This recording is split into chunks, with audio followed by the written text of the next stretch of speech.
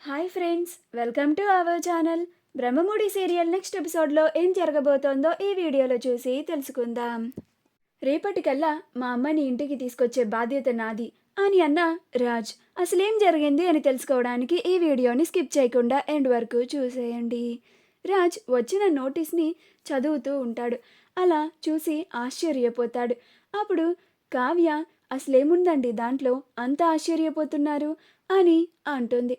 అప్పుడు సుభాష్ కూడా రాజ్ నిన్నేరా అడిగేది, ఏముందిరా దాంట్లో అని అడుగుతాడు. అప్పుడు రాజ్ మమ్మీ నీకు విడాకుల నోటీస్ పంపించింది డాడీ అని అంటాడు. అప్పుడు సుభాష్ దానికి ఆశ్చర్యపోతాడు. ఇందిరాదేవి కూడా ఆశ్చర్యపోయి అసలేం జరుగుతుంది ఈ ఇంట్లో? అపర్ణ నా పెద్ద కొడుక్కి విడాకులు పంపించడం ఏమిటి? అసలు అపర్ణకి ఇలాంటి ఆలోచన ఎప్పుడూ రాలేదే అని అంటూ ఉంటుంది. అప్పుడు కావ్య ఏంటండి, అత్తయ్య గారు మావయ్య గారికి విడాకుల నోటీస్ పంపించడం ఏంటండి అని అంటుంది. అప్పుడు రాజ్ షడప్ అని అంటాడు. అప్పుడు కావ్య ఇప్పుడు నేనేం తప్పుగా అన్నానండి అని అంటుంది. అప్పుడు రాజ్ మా మమ్మీ ఈ ఇంట్లో ఉన్నంతకాలం మా డాడీని క్షమించి మా డాడీతో ప్రేమగానే వాళ్ళిద్దరూ కలిసిమెలిసి ఉన్నారు. ఏ రోజైతే మా మమ్మీ ఈ ఇల్లు వదిలేసి మీ ఇంటికి వచ్చిందో మీరే అక్కడ మా మమ్మీకి ఏమి నూరిపోసారో ఏమో ఎవరికి తెలుసు. ఏం నూరిపోసి మా మమ్మీని ఇలాగ నోటీస్ పంపించేలాగా చేశారు నువ్వు మీ అమ్మ కలిసి అని అంటాడు. అప్పుడు కావ్య ఏం మాట్లాడుతున్నారండి మీరు? నేను మా అమ్మ కలిసి మీ అమ్మగారికి నూరిపోసామా? మేమిద్దరం మీ కళ్ళకి ఎలా కనిపిస్తున్నామండి అసలు అని అంటుంది. అప్పుడు రాజ్ నేను నిన్ను భార్యగా ఒప్పుకోవడం లేదు అని నిన్ను ఈ ఇంటికి తీసుకురావడానికి నేను అస్సలు ముందుకే రావడం లేదు అని ఆ కోపంతో నువ్వు మీ అమ్మ కలిసి మా అమ్మని ఫస్ట్ మీ ఇంటికి వచ్చేలాగా చేసుకున్నారు. తర్వాత మా అమ్మ అక్కడికి రాగానే ఆవిడికి ఏం మాయమాటలు చెప్పి మీరు ఇలాగా మా అమ్మ చేతే మా డాడీకి నోటీసులు పంపించేలాగా చేశారు. అలా వాళ్ళిద్దరిని కూడా విడదీయాలని చూస్తున్నారు నువ్వు మీ అమ్మ కలిసి అని అంటాడు. అప్పుడు కావ్య చాలా పండింకా నేను మరి మీ రుద్రాని అత్తలాగా అలా చేయను అని అంటుంది. అప్పుడు స్వప్న అవును రాజ్, మా కుటుంబాన్ని ఇంకొక మాట అంటే ఊరుకునేదే లేదు. అలాంటి పనులన్నీ మీ అత్త చేస్తుంది. నేను మా కావ్య మా పుట్టింటి కుటుంబం అలాంటి ఆలోచనలు కూడా చేయం మేము అని అంటుంది. కావ్య అసలు అంతెందుకండి, ఇప్పుడే మీ ముందే అత్తయ్య గారికి కాల్ చేస్తాను. ఆవిడే చెప్తారు కదా ఇదంతా నేను మా అమ్మ కలిసి చేయించాము, లేకపోతే మీ అమ్మగారి సొంత నిర్ణయంతో ఇలా చేశారో మీకే అర్థమైపోతుంది అని అపర్ణకి కాల్ చేస్తుంది. అప్పుడు ఇందిరాదేవి నేను ఇందాకే కాల్ చేశానమ్మా, అపర్ణ లిఫ్ట్ చేయడం లేదు అని అంటుంది. అలా కావ్య కూడా ఇంకొకసారి ట్రై చేస్తుంది. అయినా అపర్ణ అస్సలు లిఫ్ట్ చేయదు. కనకం వాళ్ళ ఇంట్లో ఉన్న అపర్ణ కావాలని కాల్స్ వస్తున్నా కానీ ఎత్తకుండా అలానే మౌనంగా మొబైల్ని చూస్తూ కూర్చొని ఉంటుంది. అప్పుడు కనకం వచ్చి అదేంటమ్మా అన్నిసార్లు కాల్స్ చేస్తున్నారు కదా, లిఫ్ట్ చేసి మాట్లాడండి అని అంటుంది. అప్పుడు అపర్ణ చేయనివ్వు కనకం, నేను చేసిన అలా కాల్స్ చేస్తున్నారు. కాల్స్ చేయడం కాకుండా నేరుగా నా దగ్గరికి వచ్చి మాట్లాడాలి వాళ్ళు, అప్పుడే నేను వాళ్ళతో మాట్లాడతాను. అయినా ఈసారి నా ప్లాన్కి తిరుగే లేదు అని అంటుంది.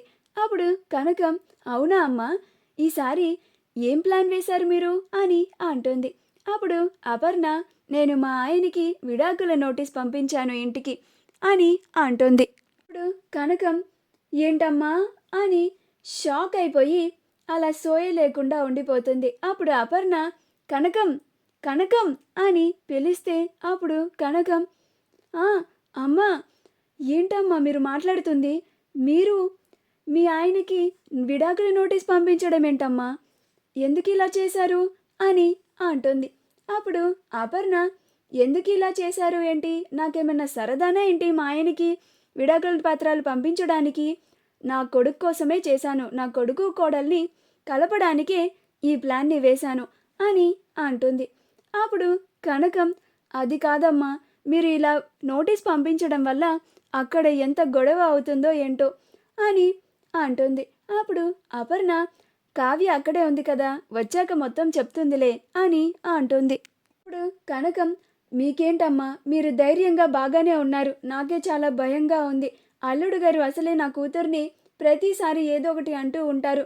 ఈ విషయం మీద కూడా నా కూతురు మీద ఎన్ని నిందలు వేస్తున్నారో ఏంటో అని కంగారు పడిపోతూ ఉంటుంది. కావ్య ఎన్నిసార్లు ట్రై చేసినా కానీ కాల్ లిఫ్ట్ చేయడం లేదు అని. అప్పుడు రాజ్, ఎందుకు లిఫ్ట్ చేస్తుంది మా మమ్మీ?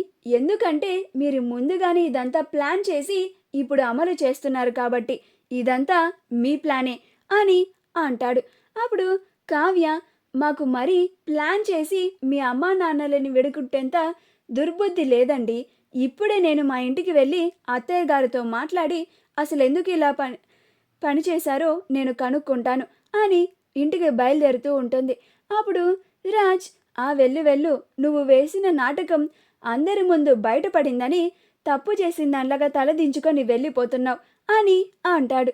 అప్పుడు కావ్య, నేనేమి తప్పు చేశాను అని ఒప్పుకొని తలదించుకొని వెళ్ళడం లేదండి, అసలేం జరిగిందో కనుక్కోవడానికి వెళ్తున్నాను అని వెళ్ళిపోతుంది. కావ్య వెళ్ళిపోగానే సుభాష్, అరే రాజ్, అసలు నువ్వు మీ ఆవిడ ఏమనుకుంటున్నారా? మీ ఇద్దరి మధ్య గొడవని ఇప్పుడు మీ అమ్మకి నాకు మధ్యన గొడవ వచ్చేలాగా చేశారు. చివరాఖరికి మీ అమ్మ ఈ ఇంట్లో నుంచి అడుగు బయట పెట్టి వెళ్ళిపోయేలాగా చేశారు.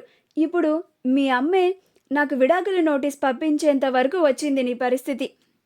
దీనంతటికీ కారణం నువ్వే రాజ్. నువ్వేం చేస్తావో నాకు తెలియదు.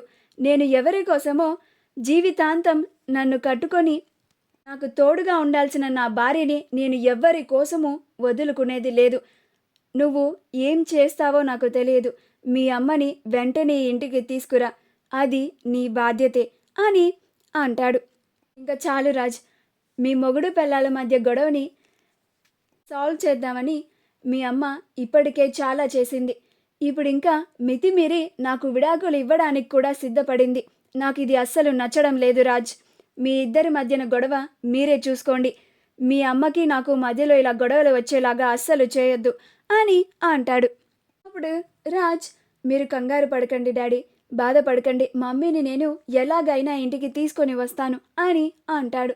అప్పుడు సుభాష్, ఏంటి నువ్వు తీసుకొచ్చేది? అక్కడికి వెళ్ళగానే మీ అమ్మేమో కావ్యని ఒప్పుకొని ఇంటికి తీసుకొని రమ్మని చెప్తుంది. నువ్వేమో దానికి ఒప్పుకోకుండా తిరిగి వచ్చేస్తావు. ఇప్పుడు చూడు, మీ అమ్మ నాకు విడాకులు ఇవ్వడానికి కూడా సిద్ధపడిపోయింది.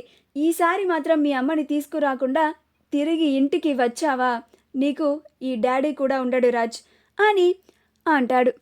లేకుండా నువ్వు ఉండగలవేమో కానీ నేను అస్సలు ఉండలేను అని అంటాడు. అప్పుడు రాజ్, ఏం చేసైనా కానీ రేపు ఉదయం కల్లా మా అమ్మని ఇంటికి తీసుకొచ్చే బాధ్యత నాది డాడీ అని అంటాడు. మా వీడియో కనుక మీకు నచ్చినట్లయితే లైక్ చేయండి, షేర్ చేయండి, మా ఛానల్ని సబ్స్క్రైబ్ చేసుకోండి. పక్కనే ఉన్న బెల్ ఐకాన్ని క్లిక్ చేయడం మాత్రం మర్చిపోకండి.